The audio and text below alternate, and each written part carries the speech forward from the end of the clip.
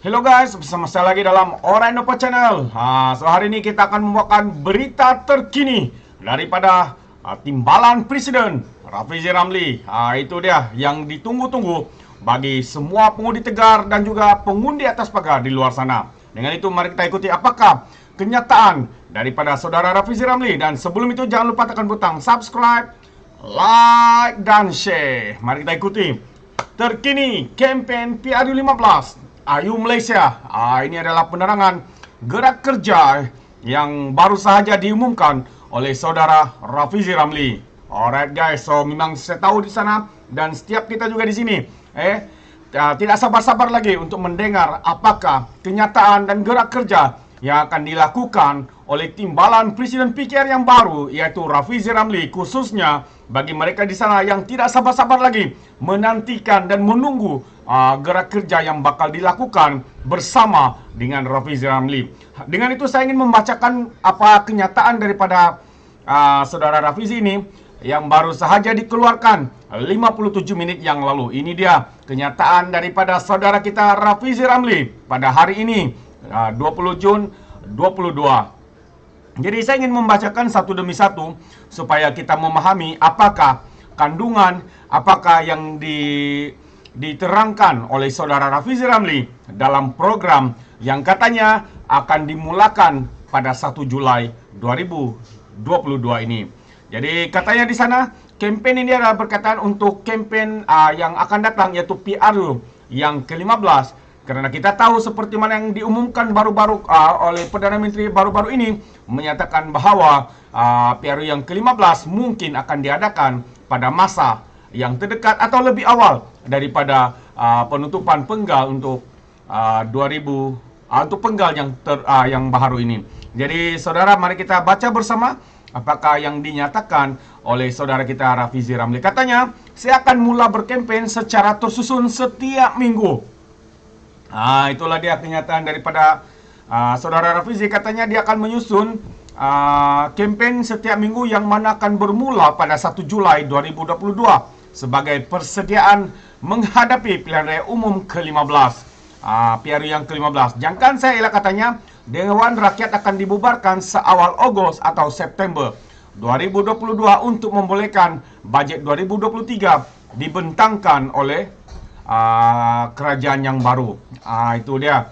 So itu jangkaan daripada saudara kita Rafizi Ramli, dan juga mungkin ramai yang bersetuju kerana apa yang telah dimaklumkan oleh Perdana Menteri sendiri dan bagaimana rakusnya pemimpin-pemimpin UMNO itu sendiri untuk mahu parlimen dibubarkan sekaligus mahu untuk PRU yang ke-15 disegerakan. Jadi dengan itu ini adalah yang mana Rafizi sendiri menyatakan supaya kampanye itu akan dilakukan pada setiap minggu bermula pada 1 Julai ini. So katanya tumpuan utama saya lah untuk meyakinkan pengundi-pengundi atas 3 kumpulan. So maksudnya katanya dia ada 3 kumpulan target apa yang dia lakukan. Oke, so mari kita lihat apakah target 3 pengundi atau 3 sasaran utama beliau yang dia nyatakan dalam kenyataan ini. So katanya yang pertama adalah pengundi tegar keadilan dan juga Pakatan Harapan di kursi-kursi utama yang perlu dipertahankan. So maksudnya di sini adalah mempertahankan kursi yang sekarang ini dalam tangan Pakatan Harapan juga keadilan. Jadi untuk memperkuatkan parti, untuk memperkuatkan penyokong-penyokong supaya kembali yakin dengan Pakatan Harapan, khususnya juga keadilan. Dan yang kedua katanya adalah pengundi atas pagar yang akan mengundi di kursi-kursi utama yang perlu dipertahankan. Bukan saja pengundi yang tegar, pengundi yang memang sedia ada. Yang kedua fokusnya adalah juga untuk memenangi pengundi atas pagar. Mereka ini yang tidak menjadi mana-mana ahli parti. Mereka mau melihat siapakah yang mereka akan sokong yang memenuhi cita rasa mereka. Adakah mereka itu memperjuangkan hak rakyat atau semata-mata hanya untuk kejar kuasa, hanya untuk memenuhkan poket mereka. So ini yang kedua apa yang dinyatakan oleh saudara Rafizi. Dan yang ketiga adalah pengundi kali pertama dari kalangan pengundi muda bawah 25 tahun dan mereka yang tidak pernah menjadi pengundi selama ini di kursi-kursi utama yang perlu dipertahankan. Saya sangat setuju juga dengan yang tiga ini sebab seperti mana yang kita tahu, undi 18 sudah diadakan atau dilaksanakan secara automatik. Jadi mereka ini adalah pengundi-pengundi yang pertama kali. Ada yang pertama kali lah, kecuali yang di Johor hari itu ada yang sudah mengundi. Namun bagi keseluruhan untuk PRU, untuk pilihan raya umum, bagi ini adalah yang pertama kali. Jadi kita akan melihat akan lebih ramai lagi pengundi-pengundi baharu yang akan terlibat di dalam membuat pengundian pada PRU yang ke-15. Ini adalah fokus. Yang ketiga yaitu pengundian pertama dan juga di kalangan 25 tahun ke bawah dan juga mereka yang tidak pernah mengundi mana-mana parti sebelum ini. Dan Rafizi juga berpendapat, katanya, saya berpendapat bahwa keadilan dan pakatan boleh menjadi blok terbesar di Dewan Rakyat selepas PRU yang ke-15. Ini adalah keyakinan Rafizi Ramli. Ini adalah keyakinan. Namun katanya adalah sekiranya. Dia ada sekiranya di sana. Mari kita baca. Kenyataan seterusnya. Katanya sekiranya. Yang pertama, jumlah pengundi tegar berbagai bangsa yang sebelum mengundi keadilan dan Pakatan Harapan dapat ditingkatkan. Dapat ditingkatkan untuk mencecah 70% jumlah keluar mengundi daripada purata 60% sedia ada sejak beberapa pilihan raya negeri, yaitu peningkatan sebanyak 10%. Jadi kita boleh lihat dalam mana-mana pilihan raya negeri yang berlaku ketika ini. Sebelum ini dari Melaka dan yang terakhir adalah Johor, kita dapat melihat jumlah peratusan yang mengundi itu agak rendah, daripada 50 ke 60%. Jadi apa yang kita mahu untuk peningkatan sebanyak 10%. Ini adalah apa yang dinyatakan oleh saudara Rafizi Ramli, dan bagi saya itu juga satu yang sangat bernas, sebab kalau kita berjaya meningkatkan jumlah itu, kita ada peluang, seperti mana yang dinyatakan oleh saudara Rafizi Ramli, kita akan menjadi blok terbesar di Dewan Rakyat sekiranya. Yang pertama itu tadi ditingkatkan 10%. Yang kedua adalah keadilan dan Pakatan Harapan berjaya memikat kembali 5% dari pengundi atas pagar yang mana katanya yang beralih sokongan selepas PRU 14 dalam tahun 2018 dahulu untuk kembali mengundi keadilan dan juga Pakatan Harapan. Jadi ini penting. Pengundi atas yang mana 5% ini, 5% pengundi atas pagar. Yang sebelum ini memang kelihatan mengundi Pakatan Harapan, namun karena situasi yang berlaku, kita tahu dari segi langkah Sheraton dan juga bekas Perdana Menteri yang merosakkan imej Pakatan Harapan itu sendiri, mereka mula beralih. Jadi kita harap dengan adanya kempen ini dan gerakan ini, gerak kerja ini, mereka kembali memberikan sokongan kepada Pakatan Harapan. Itu yang kedua. Yang ketiga katanya keadilan dan Pakatan Harapan berjaya mendapatkan 30% daripada jumlah pengundi kali pertama pelbagai kaum. Ini adalah jumlah yang banyak disasarkan sana, sebab kita percaya terlalu banyak jumlah di sana yang masih baru. Ini adalah tambahan, khususnya undi 18 seperti mana yang kita nyatakan tadi, dan bagi mereka yang sebelum ini tidak mahu mengundi atau tidak kisah sangat dengan politik. Namun kita mau mereka memberi kesedaran supaya kerana mereka sebenarnya boleh mengubah landscape negara kita yang kini kian menjunam, kerajaan yang ada serba huru-hara, tidak upaya dan sebagainya. Jadi ini sedikit sebanyak ada menjadi sasaran dan untuk kita meningkatkan jumlah pengundi, terutama yang pengundi baru pertama kali, khususnya undi 18. Itu dia. Oke.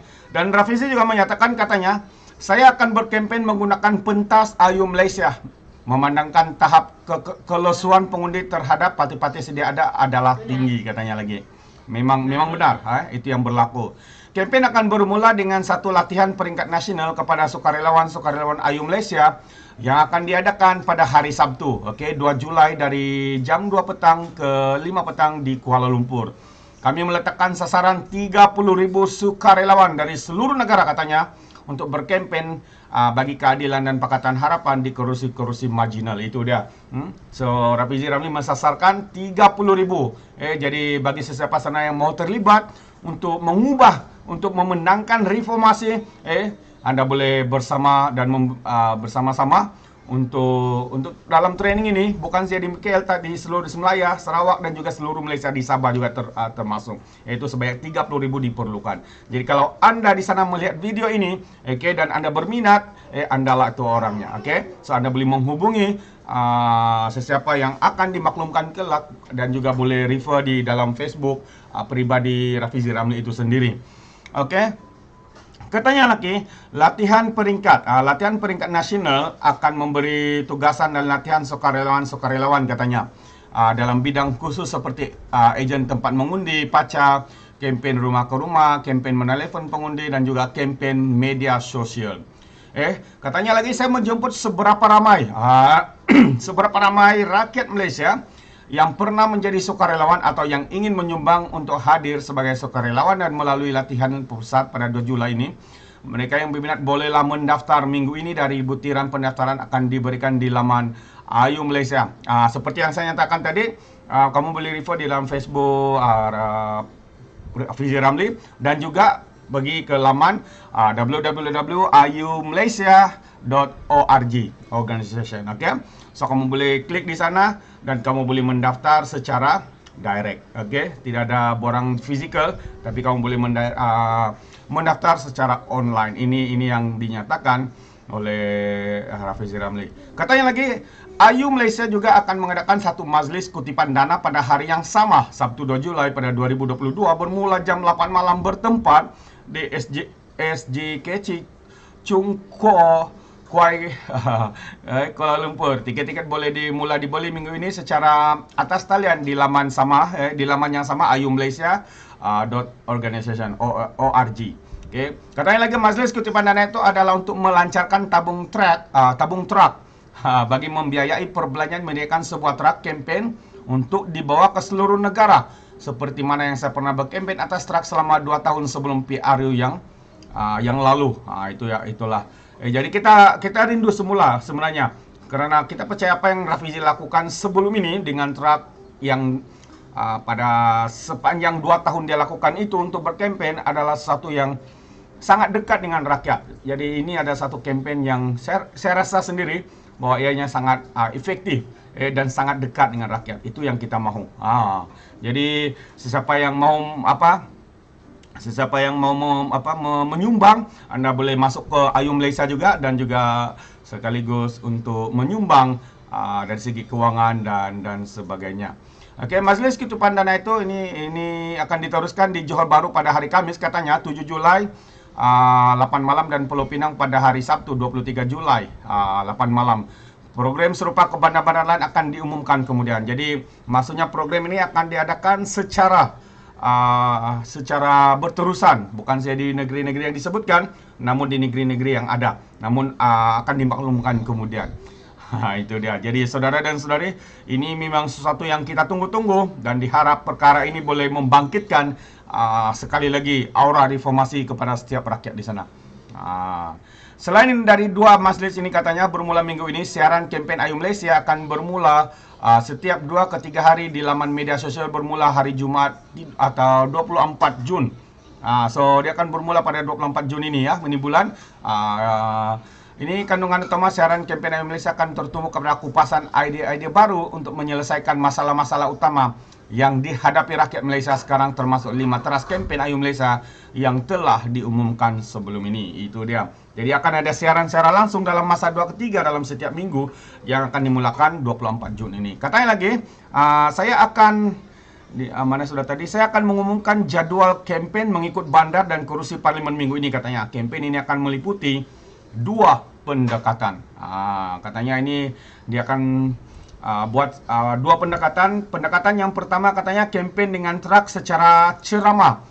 Seperti yang biasa yang kita nampak kepada orang ramai untuk menarik minat rakyat kepada penyelesaian masalah secara membina dan kesan undi mereka kepada pentadbiran negara. Itu dia.